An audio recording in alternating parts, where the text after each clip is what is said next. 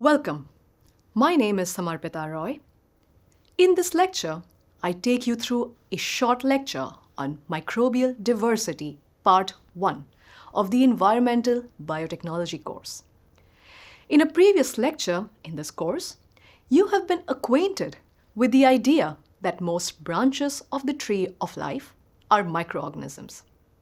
Since many centuries, the study of these microorganisms in terms of their functions and diversity has fascinated humans. In fact, in 1987, Carl Woese first put forth the idea of gaining the capacity to read a cell by sequencing its DNA, particularly the ribosomal RNA genes. Combined with Charles Darwin's idea that life forms can be grouped by common ancestry, this molecular approach allowed scientists to reconstruct evolutionary relationships across all organisms.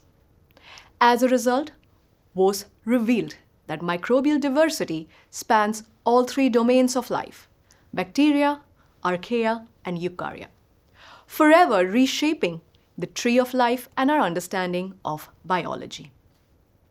Specifically, with bacteria as one of the three domains of life, encompassing vast phylogenetic and functional diversity, the taxonomic classification of bacteria follows a hierarchical system: domain, phylum, class, order, family, genus, and species. For example, Pseudomonas aeruginosa, a well-studied bacterial species that causes disease in plants, animals, and humans, is classified from the domain bacteria, kingdom Pseudomonadata, and can be classified all the way to the genus level as Pseudomonas and species level identification as P. aeruginosa. Another way to classify microorganisms is by describing their metabolism.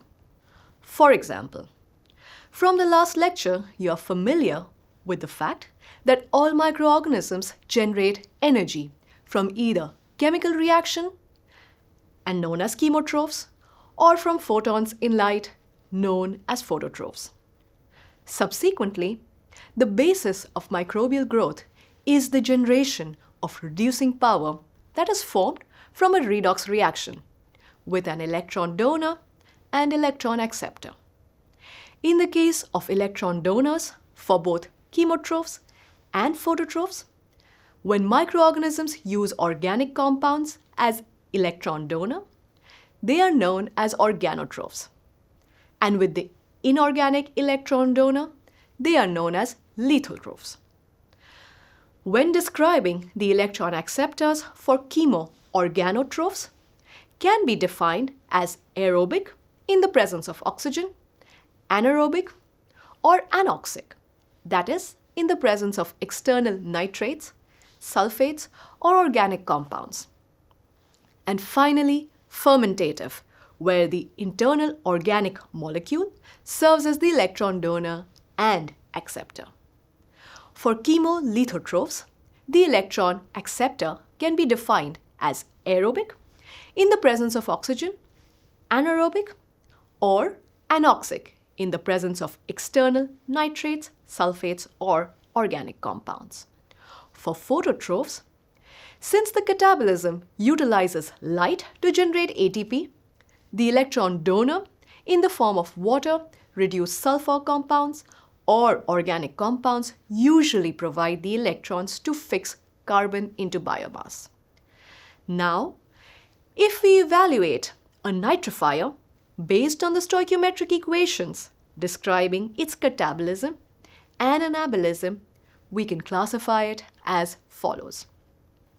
Ammonia as electron donor, so defined as lithotroph. Oxygen as electron acceptor, defined as aerobic organism. Carbon dioxide or bicarbonate as the carbon source for biomass growth, defined as autotroph. And overall, a chemical reaction allowing for the metabolism to be classified as a chemotroph.